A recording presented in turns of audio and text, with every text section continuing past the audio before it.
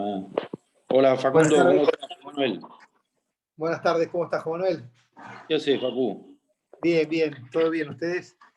Bien. Bueno, Bien, bien. estoy para comenzar.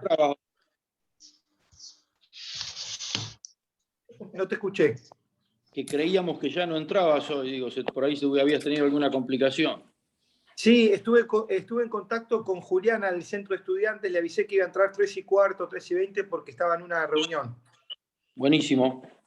Bueno, Facundo, te dejo un abrazo, gracias. Bueno, buenas tardes, gracias, igualmente. Bueno, buenas tardes a todos, disculpen la demora, interpreté que estaban en aviso. Ocupaciones profesionales me demoraron el ingreso a la clase virtual y si están todos listos vamos a comenzar con esta unidad temática que tiene que ver con las teorías de la pena. Básicamente,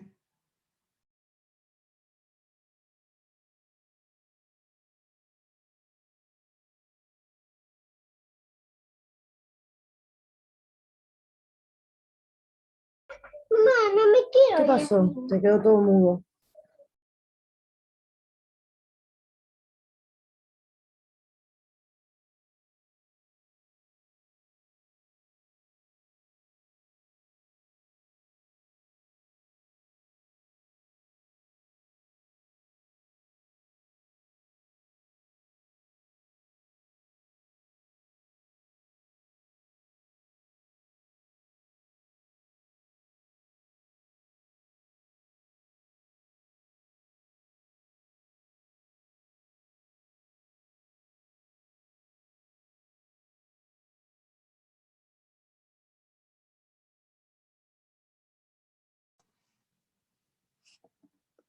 ¿hola?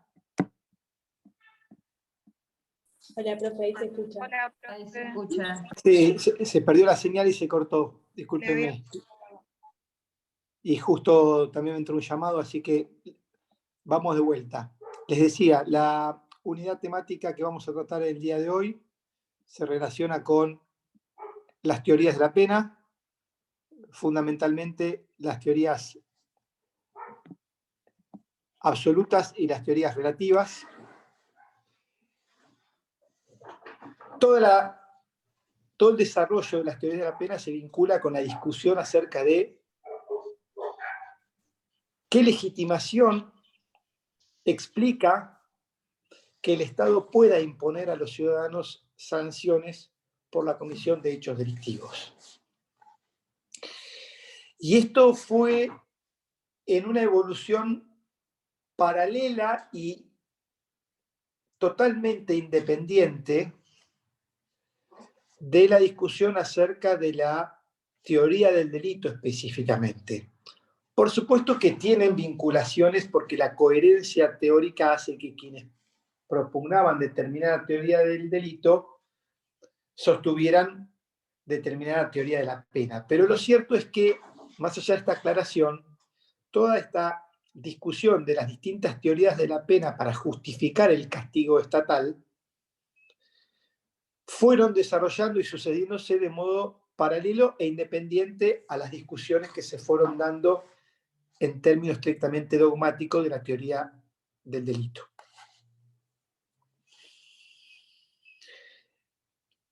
La división tradicional que se efectúa distingue entre las teorías absolutas y las teorías relativas.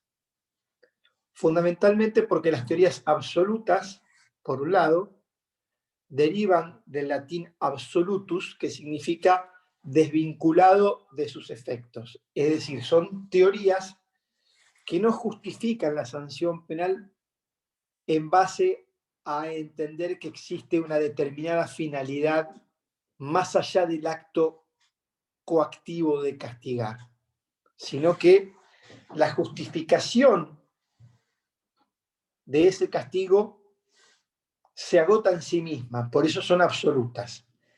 Mientras que las teorías relativas derivan del latín refere, que significa referido a.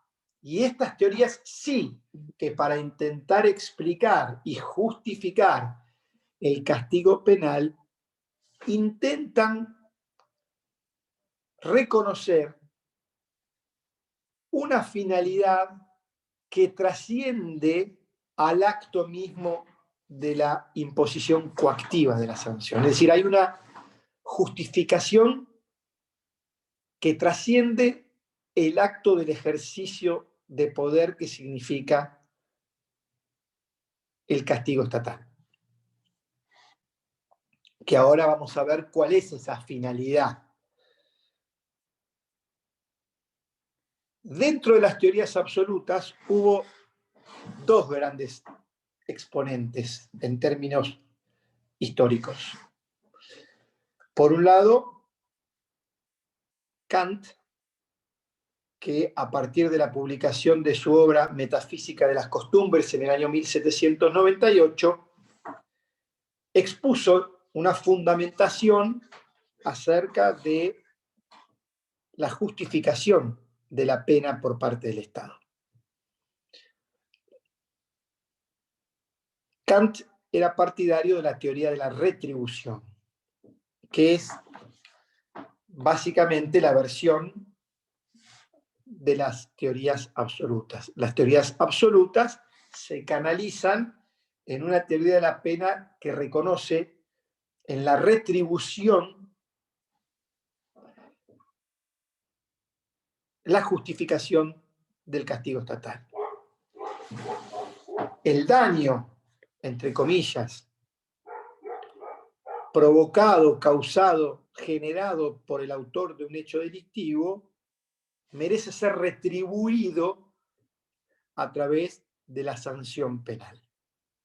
Esa retribución, para Kant, en su publicación de Metafísica de las Costumbres, reitero, 1798, para que nos ubiquemos históricamente en qué momento estamos ubicados,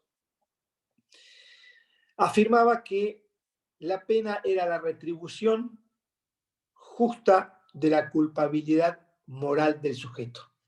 Repito, la pena era la retribución justa a la culpabilidad moral del sujeto. Obviamente que era, como bien señala en una nota al pie de uno de los alumnos, un desarrollo filosófico de lo que muy primitivamente era la ley del talión, ojo por ojo, diente por diente. Lo cierto es que a partir de todo el desarrollo teórico que Kant hace en su obra, reconoce en el Estado la titularidad y el derecho de retribuir a través de la pena, a través de la imposición del castigo al autor, retribuir el daño que había causado. Pero es muy importante tener en cuenta que la definición de Kant contiene también una limitación a esta legitimación y justificación del castigo. Lo repito, retribución justa de la culpabilidad moral del delincuente o del sujeto. Entonces, acá hay dos puntos que me interesa destacar, que son, por un lado, la idea de que la retribución tenía que ser justa, lo cual implicaba cierta relación de proporcionalidad, de racionalidad entre la gravedad del delito, el daño provocado por el delito y la reacción del Estado frente a esa situación. El Estado no podía reaccionar desproporcionadamente. Tenía que ser justo en la medida de la culpabilidad del sujeto. Y el segundo elemento era esta cuestión de la culpabilidad moral. Porque la justificación subjetiva que legitimaba al Estado a reaccionar de esta manera a través de la pena era entender al ser humano como un sujeto libre capaz de discernir y elegir entre el bien y el mal. Este presupuesto filosófico del que parte Kant, de entender al hombre en el ejercicio de su libre albedrío y de poder elegir y optar entre actuar conforme a derecho o contrario a la ley, era el fundamento y el presupuesto que explicaba y legitimaba que el Estado reaccionara a través de la imposición de la pena, retribuyendo con la sanción el daño provocado por el autor del hecho.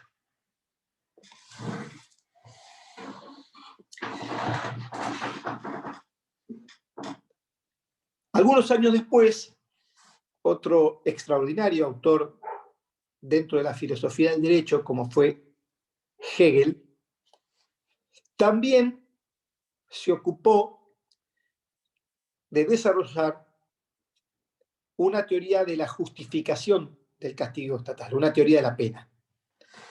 Hegel también, como Kant, era un retribucionista, o sea que seguimos dentro de las teorías absolutas de la pena.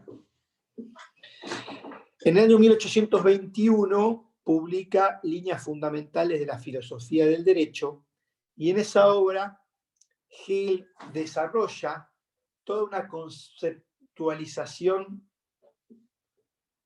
teórica de la pena. Digo teórica porque Hegel partía de definir el delito como la negación del derecho.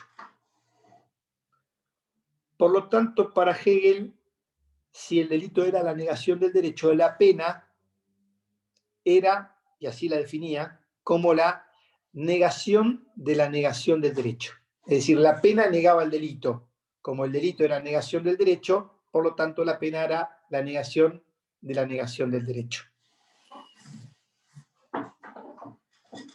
Para Hegel, lo más importante era garantizar y asegurar la vigencia de las normas. Hegel, en este sentido, se separaba claramente de la filosofía neokantiana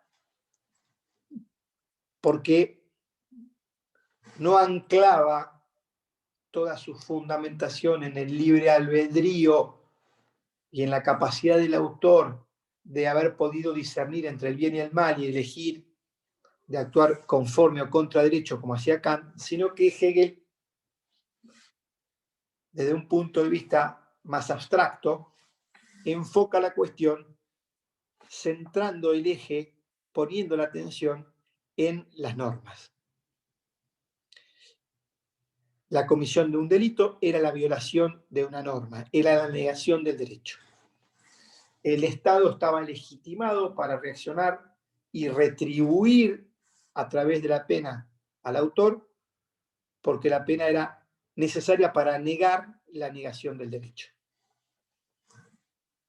Por eso, tanto una como otra vertiente de estas teorías de la pena son retribucionistas, porque su justificación se explica solamente en el acto mismo coactivo de imponer la pena. En el caso de Kant, reitero, retribuyendo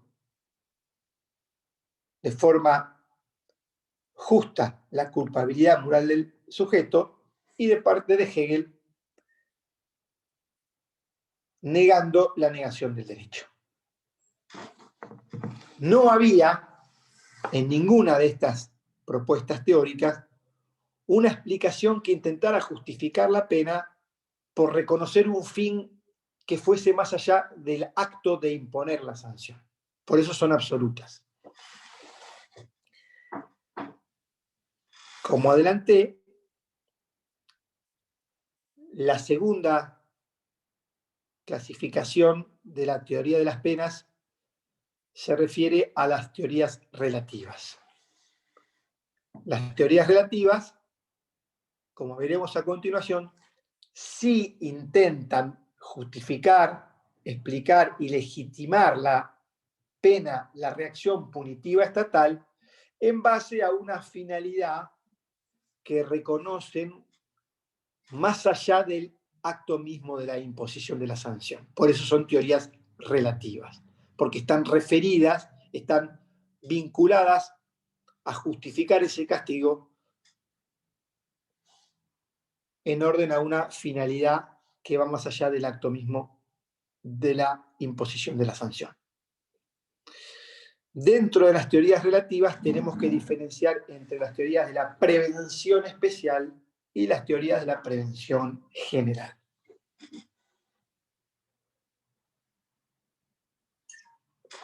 Las teorías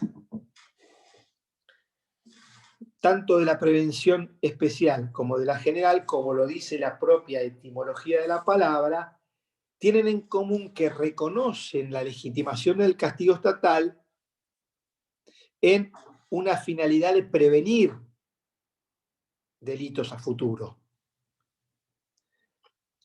Lo que sucede es que en el caso de las teorías de la prevención especial,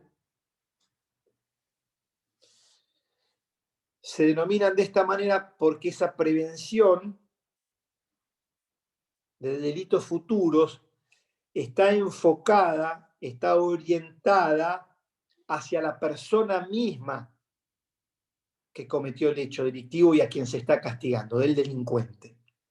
Mientras que las teorías de la prevención general está dirigida, están enfocadas hacia la prevención de delitos respecto de toda la comunidad, para que ningún integrante de esa sociedad a futuro cometa delitos.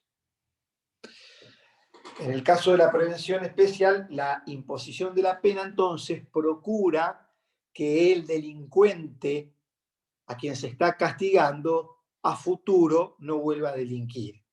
En el caso de las teorías de la prevención general, procura que el castigo que se le impone al delincuente esté orientado a que toda la sociedad a futuro no cometa delitos. Prevención especial, prevención general. Las teorías de la prevención especial se desglosan a su vez en una versión o vertiente de prevención especial negativa o prevención especial positiva. ¿Cuál es la diferencia? Para las teorías de la prevención especial negativa,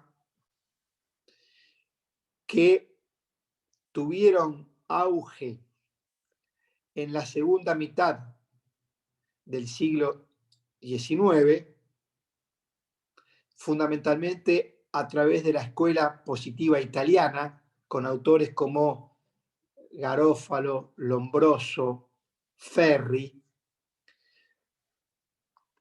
La finalidad de la pena es negativa porque hay que inocuizar, hay que neutralizar al sujeto delincuente.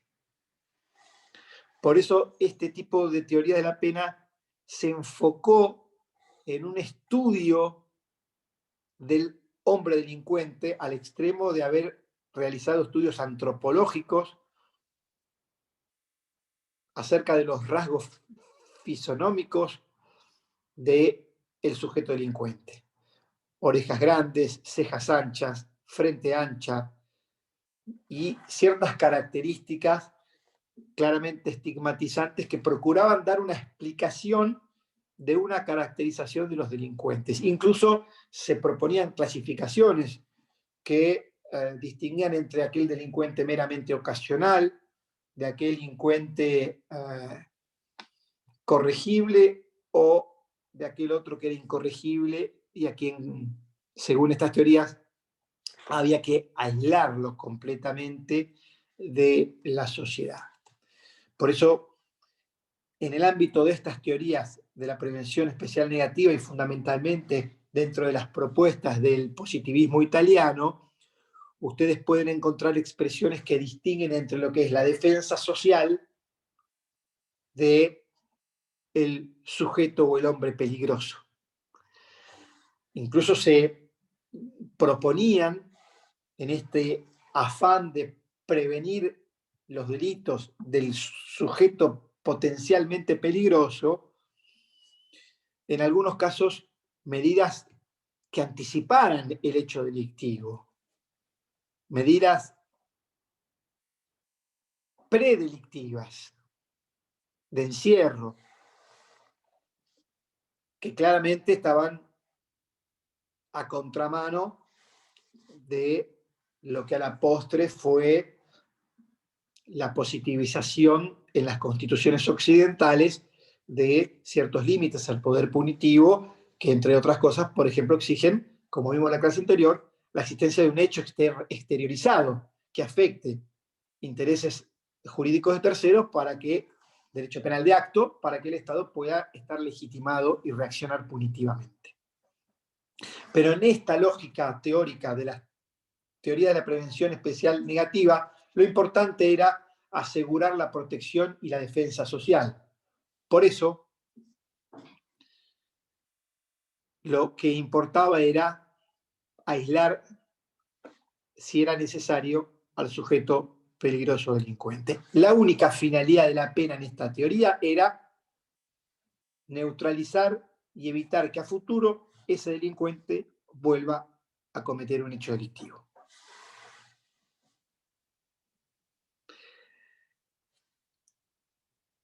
Enfrente de estas propuestas teóricas está la prevención especial positiva, cuyo auge comenzó a mediados del siglo XX, sobre todo en el periodo de posguerra mundial, 1940 y pico, 1950, las escuelas nórdicas de la pena, mismo en Estados Unidos también surgen lo que son denominadas escuelas RE. ¿Por qué? Porque para estas teorías de la prevención especial positiva, la sanción estaba legitimada y justificada en tanto y en cuanto tenía que estar orientada a la resocialización del hombre delincuente, es decir, procurar a través de la pena que ese sujeto pueda reincorporarse, resocializarse a la actividad en comunidad, a la sociedad,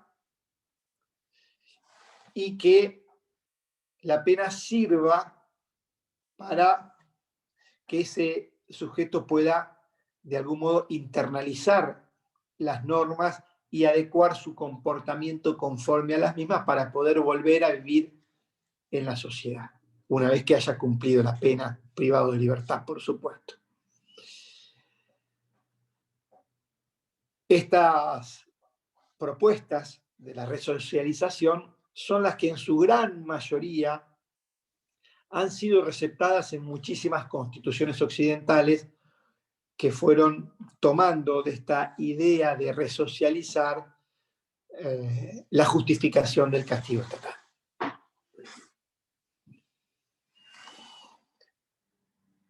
Pero las teorías relativas de la pena no se agotan, como hemos visto en esta vertiente de la prevención especial negativa y positiva, sino también que existen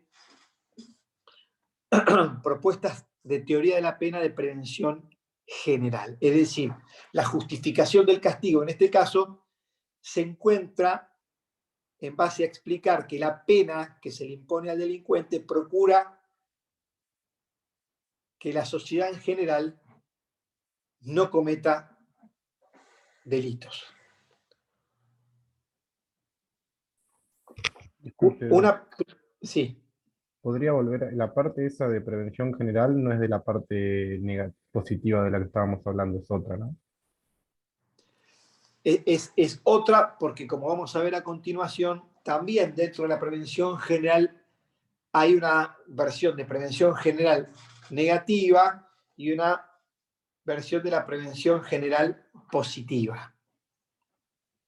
La gran distinción que hay que hacer acá es que las dos vertientes de la prevención especial, tanto negativa como positiva, se enfocan en el sujeto delincuente, en el autor del hecho delictivo, para que a futuro no cometa delitos. En el caso de la negativa, inocuizándolo, aislándolo, protegiendo a la sociedad y defendiéndola del hombre peligroso.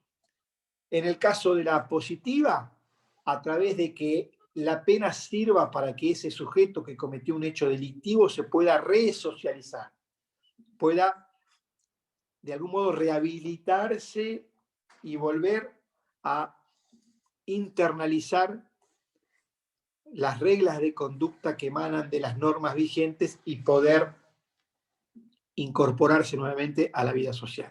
En cambio, las teorías de la prevención general se explican o justifican la legitimación del castigo estatal al afirmar que la pena que se impone es necesaria para que sirva para la prevención de los delitos futuros por parte de toda la sociedad. Están orientadas a mandar un mensaje a la sociedad. Estas teorías de la prevención general, como anticipé recién, también tienen dos vertientes: la negativa o intimidatoria y la positiva o integradora. Repito, prevención general negativa o intimidatoria y prevención general positiva o integradora.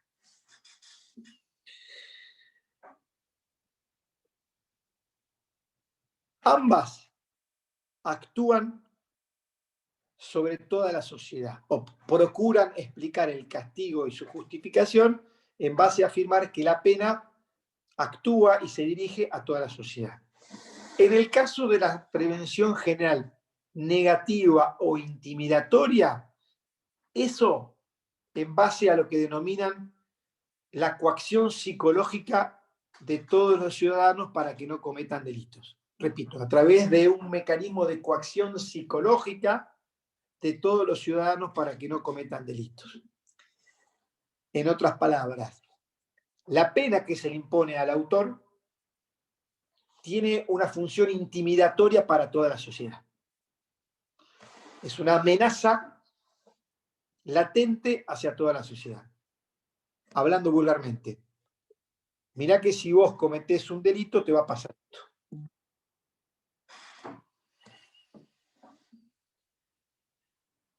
En esta versión de las teorías de la prevención general negativa tenemos autores también de enorme trascendencia histórica, como fueron Hans Feuerbach, alemán, o Jeremias Bentham,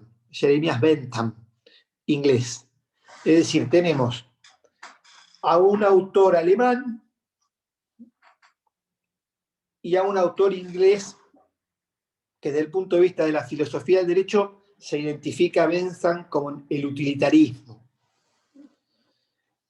La pena era funcional a la finalidad intimidatoria que el Estado quería dirigir a toda la sociedad. Por eso, para estos autores, las penas tenían que tener determinadas características, determinadas cualidades para poder lograr ese efecto intimidatorio.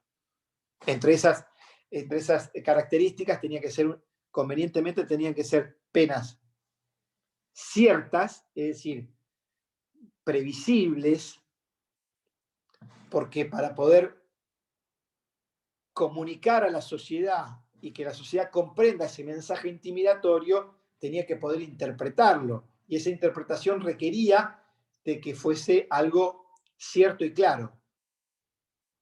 Si A, entonces B. En otras palabras, si matás, pena de prisión de 8 a 25 años. ¿Estamos castigando a este sujeto porque mató a alguien? Ese mensaje intimidatorio procuraba estar dirigido a toda la sociedad, pero se la llama negativa porque tiene un contenido amenazante, intimidatorio. Entonces, esas penas tenían que tener la cualidad de ser cierta o previsible.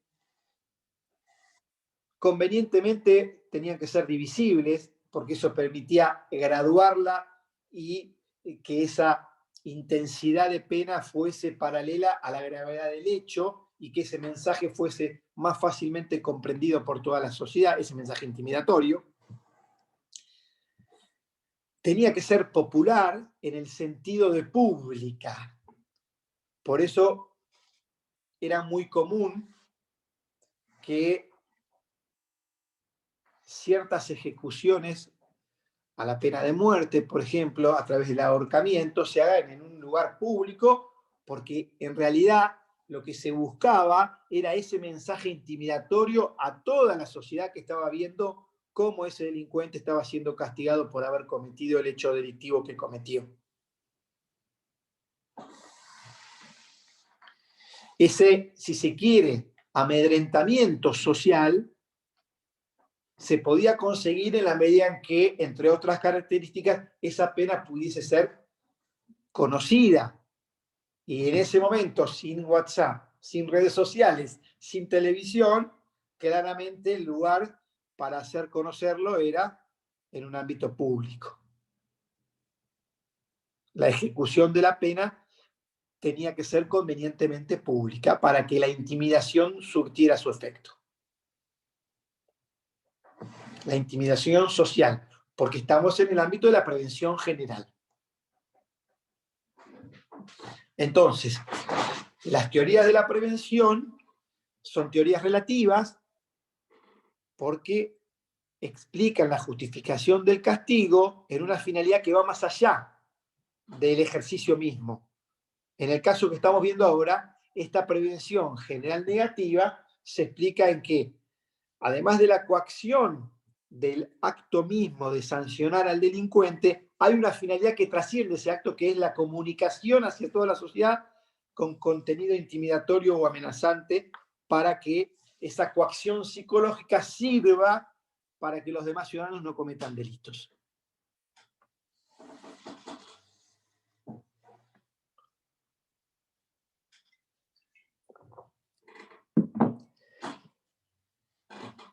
Y también dentro de las teorías de la prevención general teníamos una vertiente o una versión de la teoría de la prevención general positiva, o también denominada integradora.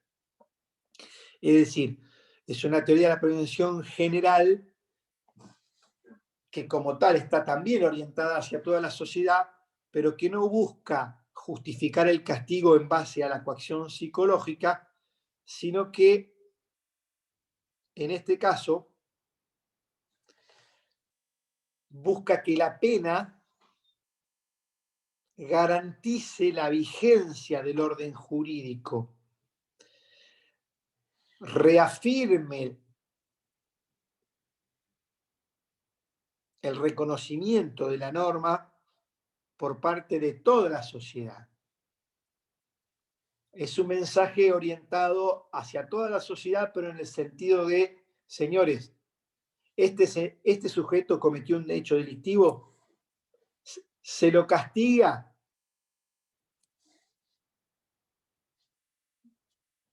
con la finalidad que toda la sociedad sepa que la norma que violó está vigente y por eso se lo castiga. Y como esa norma está vigente, el castigo procura motivar a los ciudadanos a que sigan respetando esa norma porque está vigente. La imposición del castigo demuestra que la norma está vigente a pesar de haber sido fácticamente violada por el hecho delictivo. Esa violación fáctica de la norma tiene su costo, que es el castigo. Y la comunicación a la sociedad toda es, señores, sigan comportándose en el ejercicio de la vigencia y el reconocimiento de las normas porque están vigentes. En tanto y en cuanto a quien violó, se lo castiga.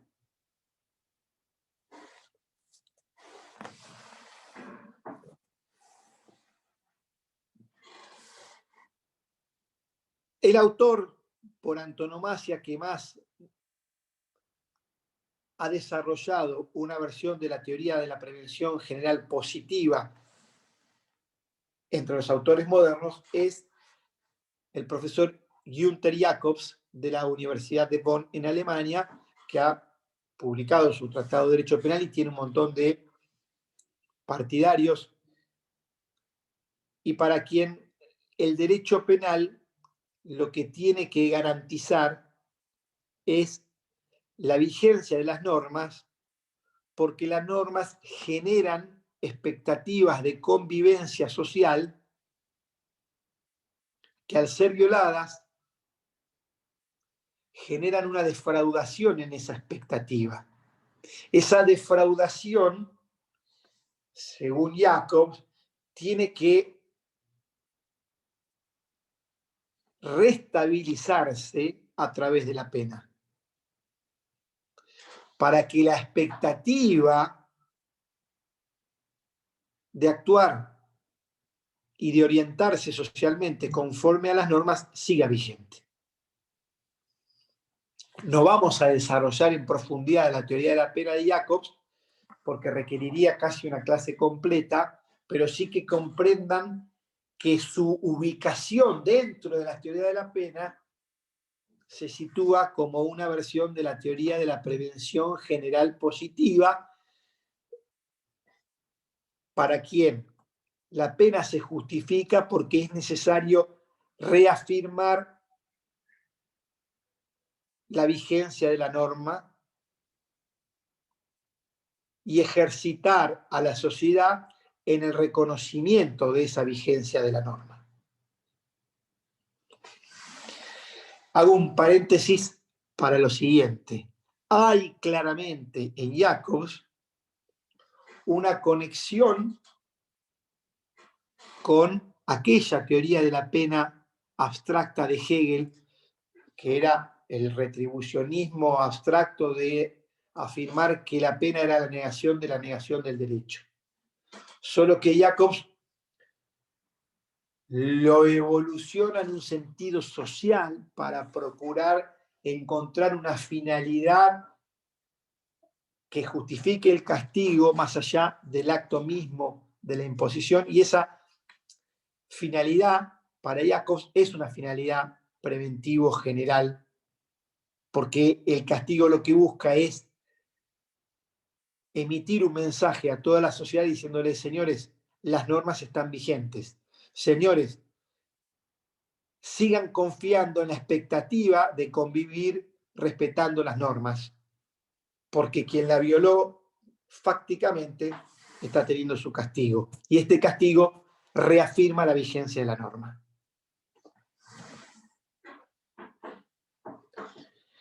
Y por último, quería hacer mención a aquellas teorías de la pena que se definen y se identifican como teorías mixtas de la pena.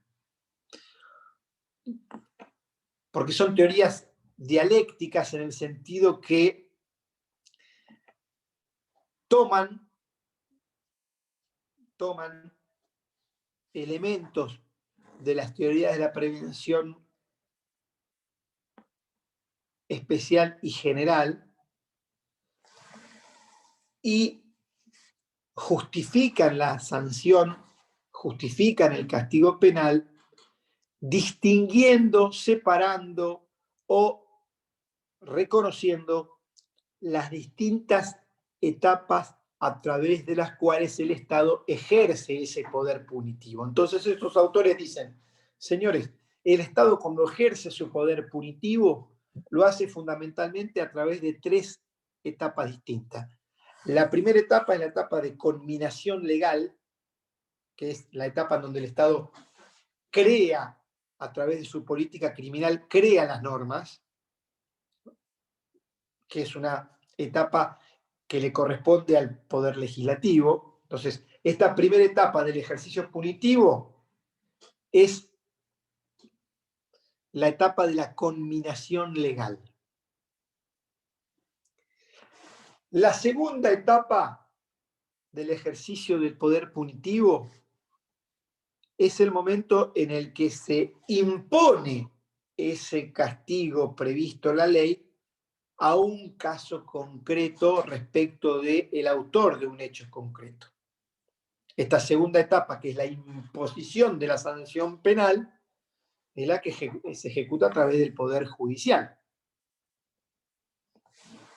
Y por último, dicen estos autores, entre los cuales está el profesor Claude Roxin. Roxin es un partidario de una teoría mixta de la pena, que diferencia estas etapas que estamos mencionando del ejercicio del poder punitivo, repito, entre una primera etapa que es culminación legal, segunda etapa que es imposición de la pena, y la tercera etapa es la ejecución o cumplimiento de la pena, que es cuando el sujeto ya está condenado y tiene que cumplir la sanción que se le impuso en una sentencia. Entonces, Roxin dice, el ejercicio del poder punitivo es dinámico en este sentido y tiene estas distintas etapas que no podemos desentender al momento de intentar justificar y explicar la legitimación del castigo estatal. Entonces, en la primera etapa, en la de culminación legal, que es una etapa abstracta y genérica, porque está dirigida a toda la sociedad y a nadie en particular, o a nadie en concreto, tiene una función preventivo general positiva. Repito, una función preventivo general positiva. Lo que busca es dirigirse a toda la sociedad, poner en claro cuáles son las normas de una convivencia social y motivar a la gente a que las respete y las cumpla. Prevención general positiva en la etapa de la culminación legal. En el segundo momento, el de la imposición de la sanción penal, Roxin dice, en este momento la pena cumple una función preventivo mixta. Tiene una función tanto preventivo general positiva como preventivo especial positiva. La pena, dice Roxin, en este momento, en el momento de la imposición, está dirigida tanto al sujeto que cometió el delito y busca la finalidad de que ese sujeto a través de la pena pueda resocializarse y a futuro volver a convivir sin volver a cometer delitos, a convivir socialmente me refiero, pero también tiene una finalidad preventivo general positiva que está dirigida a toda la sociedad y que dicen, la norma está vigente, quien la viola es sancionado, sigan motivándose en el respeto a la ley porque las normas están vigentes y tienen que ser respetadas, buscando que toda la sociedad a futuro no cometa delitos. Y la tercera etapa, la etapa de la ejecución, es una etapa donde la finalidad es preponderantemente preventivo especial positiva. Roxin dice, acá la finalidad de la pena está justificada en la medida en que esté orientada al sujeto condenado y procure, a través de esa sanción, que ese sujeto no vuelva a delinquir.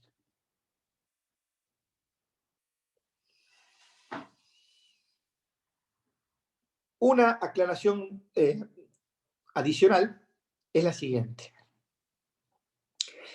En la propuesta de Roxin es muy importante la culpabilidad como concepto también, porque Roxin dice, los fines preventivos, tanto especiales como generales, no son ilimitados. Es decir, el Estado, en base a su afán por prevenir delitos, no puede ejercer de manera desenfrenada su poder punitivo. Hay un límite que está dado por el principio de la culpabilidad puesta de manifiesto por el sujeto en el hecho. Principio de culpabilidad en este sentido entendido como que a una persona se la puede castigar en la medida que sea imputable, que haya comprendido el sentido y el significado delictivo del hecho que cometía. Que a una persona se la puede castigar de un modo racional en función de la gravedad del hecho cometido, de la gravedad del daño provocado y de la intensidad subjetiva del autor. No es lo mismo un hecho intencional o doloso que un hecho negligente o culposo. Entonces, la reacción punitiva, en el momento de imponerla, no puede violar el principio de culpabilidad expuesta por el autor al cometer el hecho. Profesor, le hago una consulta, o sea que la Dígame. culpabilidad viene a ser el límite al poder punitivo. Viene a ser un techo, viene a ser un límite superior por debajo del cual el Estado puede considerarse legitimado para imponer castigo en función de prevenir en forma especial y en forma general, en forma individual respecto del sujeto, en forma general hacia toda la sociedad, para que no se cometan delitos a futuros. Esa finalidad es legítima que el Estado la encuentre como justificación del castigo, pero esa finalidad no es per se una patente de corso que le permita ejercer ese poder punitivo de manera desenfrenada, sino que tiene que encontrar un límite, y ese límite viene dado justamente por la culpabilidad, por el principio de culpabilidad del sujeto al cometer el hecho. Gracias. No, de nada.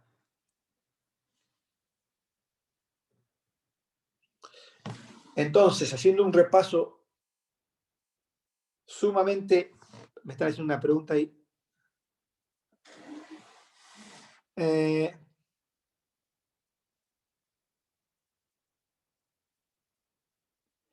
el momento de la imposición de la sanción penal, que es la segunda etapa, la finalidad que legitima el castigo es una finalidad mixta, doble: prevención general positiva y prevención especial positiva. Es decir, el Estado, al momento de imponer una sanción, justifica su castigo porque está dirigido hacia toda la sociedad para motivarla en que cumpla con la norma, y también está dirigida hacia el sujeto para que se pueda resocializar a través del cumplimiento de la pena.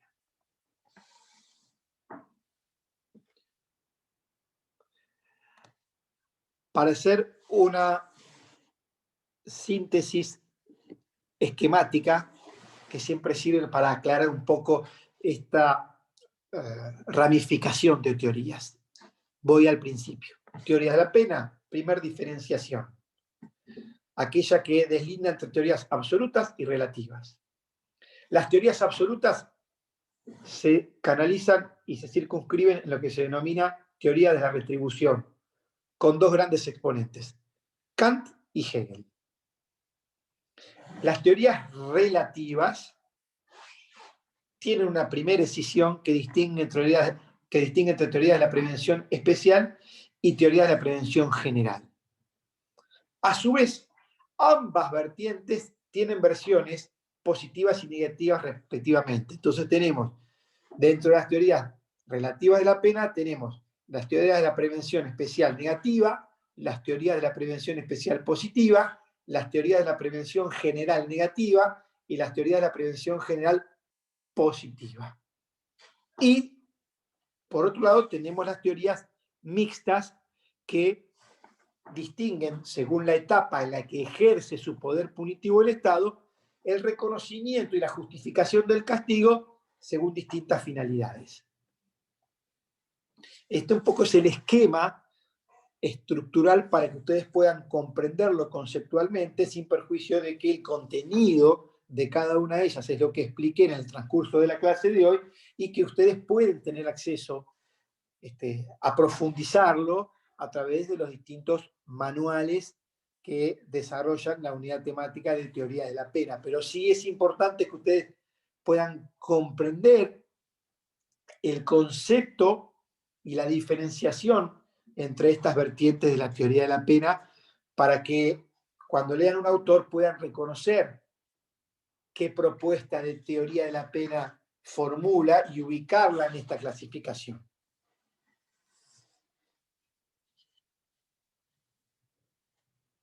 Sí, hay uno de los compañeros me pregunta si puedo repetir el significado de la palabra refere. Sí, refere es una palabra latina que significa referido a. Referido a. Por eso las teorías de la pena relativa son denominadas así, porque la justificación del castigo se encuentra en que la pena está referida a determinadas finalidades. que son la prevención de delitos. Esa prevención, como vimos hace un rato, puede ser prevención especial o prevención general.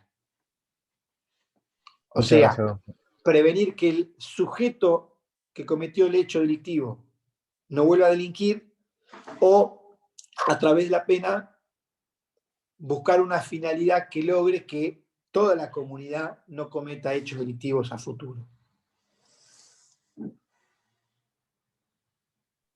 Perdón, profe, una acotación. En Argentina parece que no sucede mucho eso. En el plano teórico, estas son las teorías de la pena que se han ido desarrollando históricamente. En el plano real, tenemos, por un lado, un programa normativo que está integrado en la cúspide de la Constitución y por debajo las leyes, que son las leyes de ejecución penal. En ese plano normativo, preponderantemente nuestro país, tenemos que decir que reconoce una finalidad preventivo especial positiva, es decir, hace hincapié en la resocialización del delincuente. Esto fundamentalmente a través de los tratados internacionales de derechos humanos que fueron incorporados a la Constitución a partir de la reforma del 94, a través del artículo 75, inciso 22, como a través de las distintas leyes de ejecución penal que existe. Una ley de ejecución penal nacional, que es la 24.660, y una ley de ejecución provincial por cada provincia, que en general siguen los lineamientos políticos criminales de la Ley de Ejecución Nacional y que en su formulación de principios, si se quiere, reconoce en la finalidad de resocializar al delincuente como el leitmotiv de la pena que se le impone. Y después tenemos que en la realidad, más allá del plano normativo, está el plano práctico. Y es cómo funciona la pena privativa de libertad, cuáles son las condiciones de las unidades penitenciarias o carcelarias, o cuál es el grado de inversión que hace el Estado en su esfuerzo por brindarle tanto al servicio penitenciario como a los propios internos las condiciones necesarias para que eso pueda plasmarse en la realidad. Y en este último aspecto, claramente, es conducente, adecuado, pertinente y real tu observación o tu comentario crítico al respecto. No sé si fui claro. Sí, profe, muchas Profesor, gracias.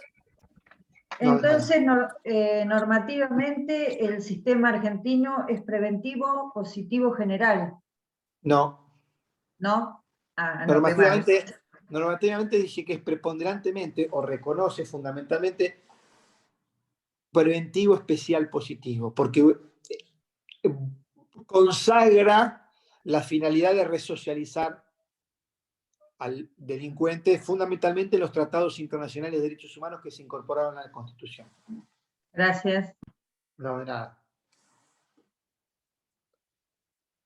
Bueno, con esto vamos a dar por concluida la clase de hoy. Les pido disculpas nuevamente por los 15 minutos de demora y nos encontramos en la clase próxima de acuerdo al cronograma de temas que están a disposición de ustedes.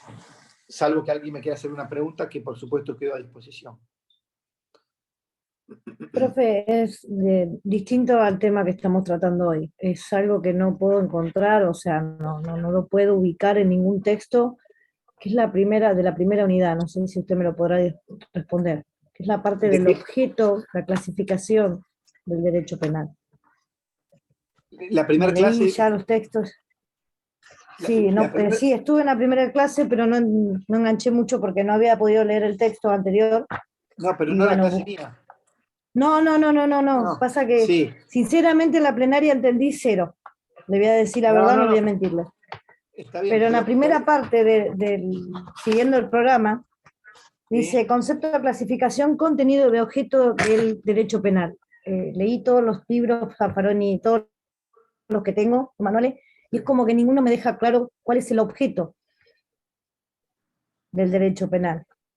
No, no, uno te dice una cosa, un manual dice una cosa, otro te dice otra, y es como que no me está dejando claro. En uno dice que no tiene objeto, en el otro dice que sí tiene. Es como que me mezclaron un poquito los tantos. Bien. ¿Y cuál es el objeto del derecho penal según lo que vos leíste? Más allá de que algunos digan que Y no, para de lo mí, que leíste. De lo que y leíste. yo de lo que leí, para mí, el objeto del derecho penal es tratar de llevar, o sea, de mantener un orden público, o sea, de que toda la sociedad se mantenga dentro de ese régimen de leyes, de normas, conforme a derecho. O sea, podés hacer hasta acá, no podés Bien. hacer otra. Es lo que yo entendí, no sé.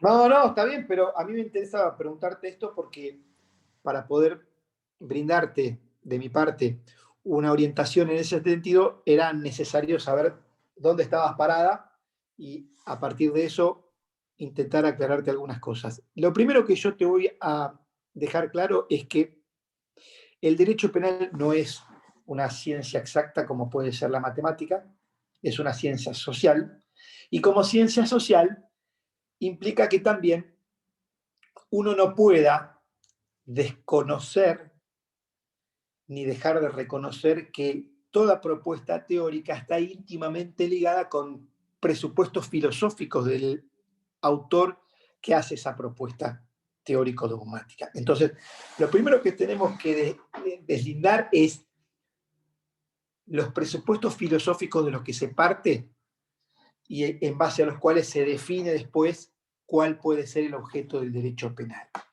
En este sentido, lo que a mí me interesa dejarte claro, sin tomar partido, sino brindándote una teoría concreta, una explicación teórica concreta, es que desde el punto de vista filosófico-político hay dos grandes corrientes de pensamiento que son, por un lado, aquellas denominadas autojustificantes y aquellas que son denominadas heterojustificantes.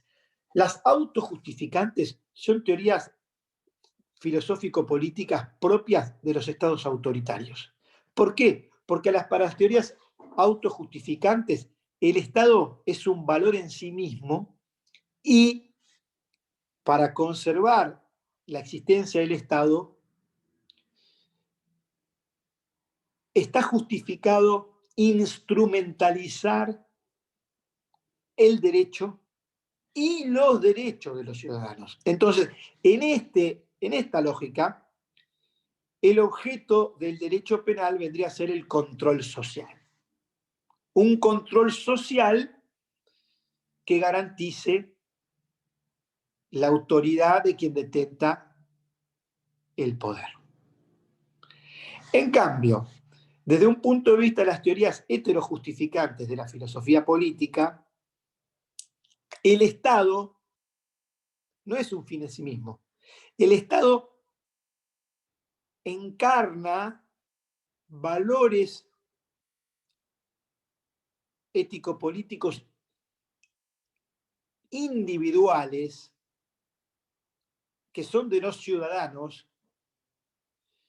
y constituye el costo político que esos ciudadanos están dispuestos a sacrificar para poder garantizar una convivencia social pacífica y racional. En esta lógica, el objeto del derecho penal es garantizar la convivencia social a través del ejercicio del poder del Estado, pero respetando como límite los derechos y las garantías individuales.